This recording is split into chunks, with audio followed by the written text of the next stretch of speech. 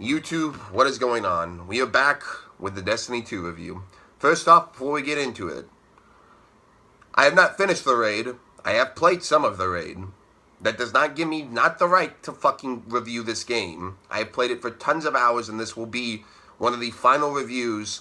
It is the final review of my year-long upload schedule. And let's get into it. So first off, let's get into the story. I will say Bungie improved upon its story, but not in the massive way. Destiny 1 story is diarrhea. It's fucking terrible. Bungie's second attempt is like a solid shit. You can see they tried, but it's fucking terrible still.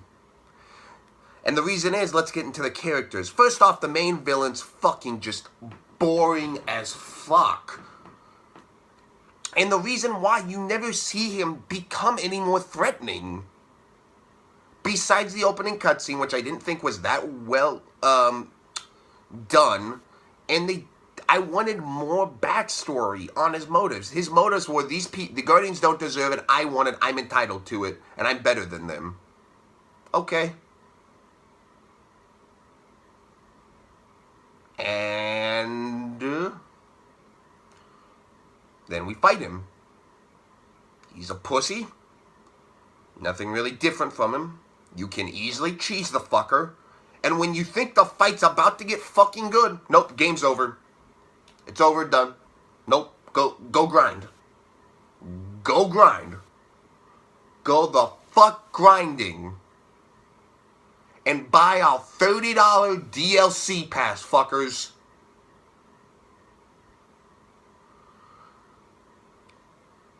Now, we'll get into it. We even will go into your Guardians. Basically, the people that you rescue throughout the mission. All of them are very dull to me. They never feel fleshed out. It just is a damn shame. Because they have...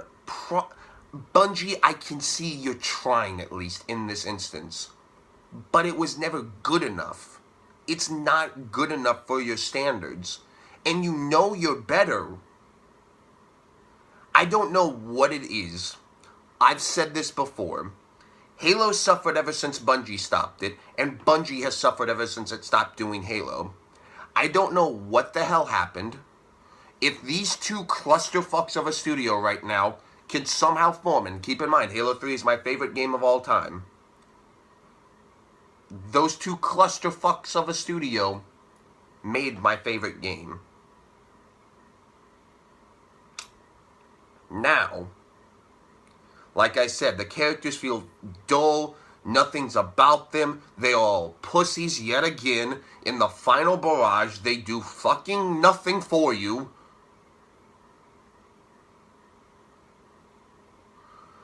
And now we get into another thing that I will say about Cayde 6 in particular. The humor. Of course, you gotta have the comic relief, right? Why the fuck did we need him as comic relief? He was a fucking forced humor son of a bitch. Forced. The forced fucking humor down your throat. With like the fucking chicken at the end of the game. Oh, I got this chicken, blah, blah, blah. Oh, look at the chicken, you fucking cabal fuck. Oh, what chicken? Boom, he dead. Like, what the fuck? It's dumb and forced.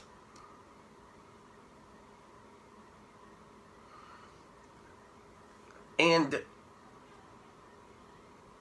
it just never, ever feels like it's going to get better for Bungie.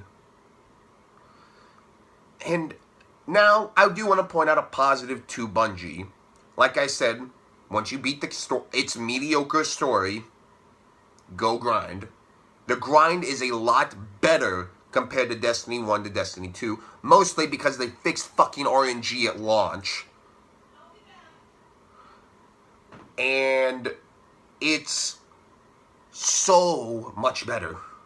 I'm nearly the max light level, and it's a lot more clear what you have to do instead of fucking do whatever the fuck you want at a Crucible, fucking PvP, public events, whatever the fuck you want to do, but it's completely RNG based. Not like that in Destiny 2, where it is a lot more clear. Public events, for some reason, give you better loot. That they need to fix. They should be doing it. Strikes or being the best in Crucible give you the shit. And obviously you would pick Crucible because it's the most efficient, because you're not competing for something. But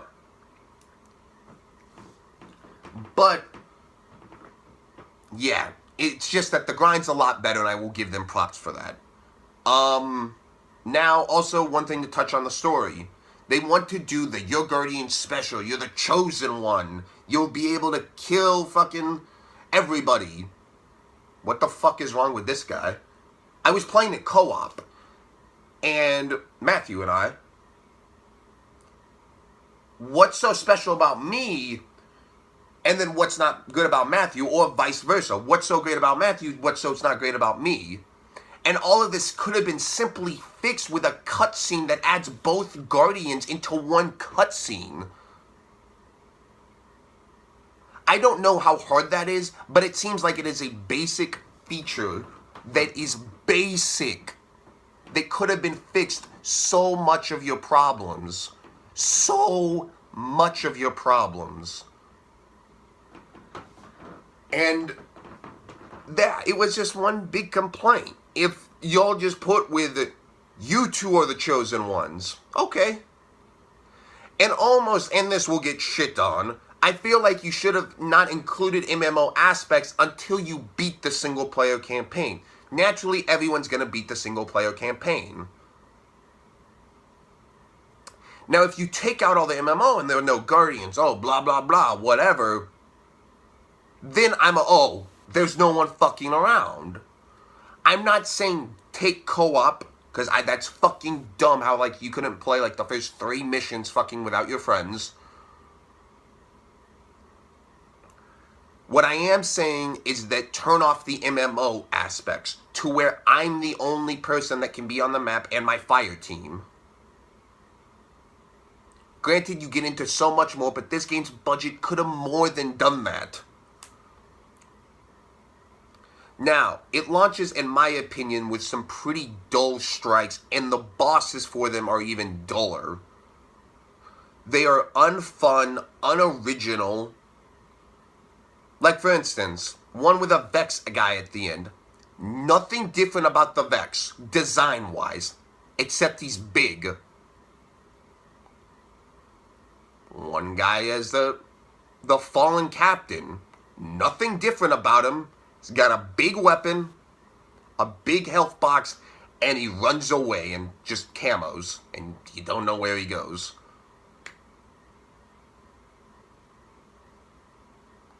This is not, again, good boss design. And it just is annoying.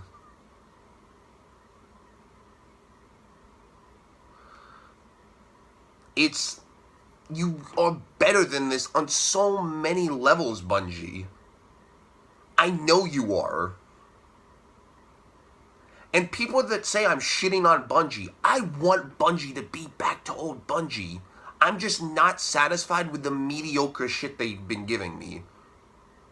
For instance, we wanted to get ships that are like, that have something to do. Nope, they're still glorified loading screens in the game. Now, Crucible, still pretty much the same. There aren't any, like, standout maps. I mean, and they've added a mode, like, that's basically kill confirmed, and it's fucking garbage. But they did, to their credit, add a fun competitive mode in the fucking, like, basically search and destroy. It's called Bomb Plant, I don't know. But it's grab a bomb, plant it at one of the 2 bomb sites, and then, or you can kill the people, and then you're good. Which that works too. That's fun. Good to them.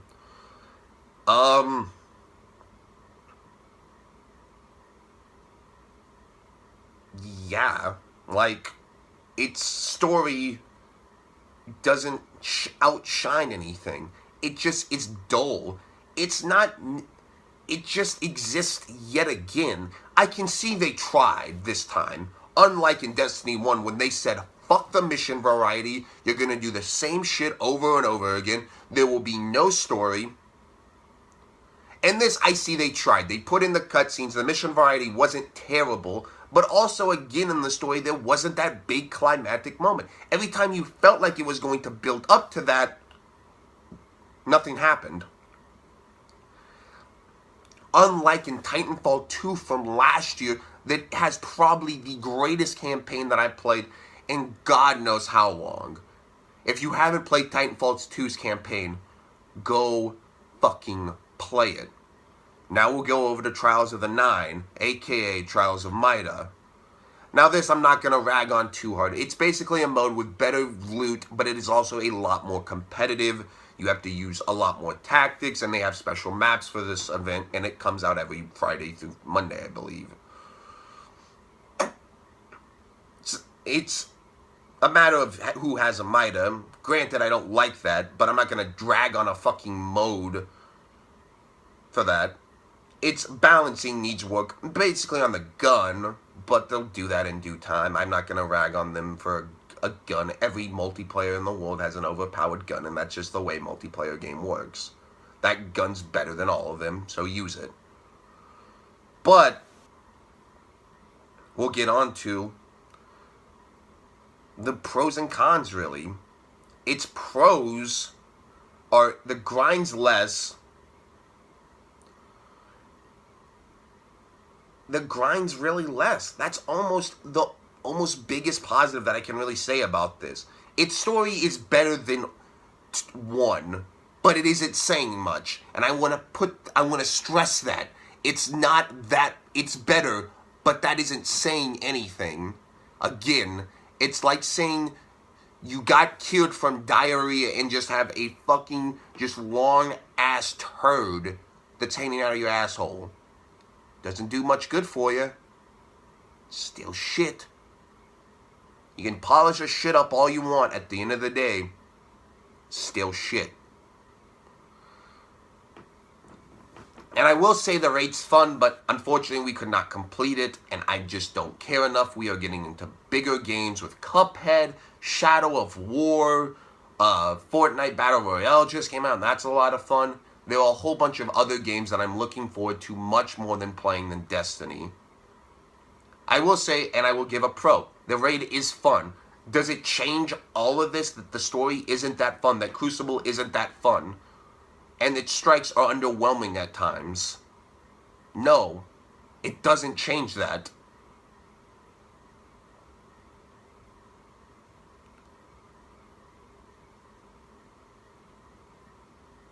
And then the cons. Its story isn't that great still to this day.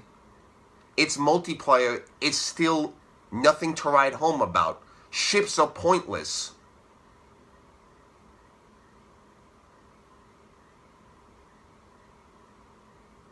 One more pro. The gameplay's still good, but it can't stand again on its own. When you have a sequel like this, you need to get it right.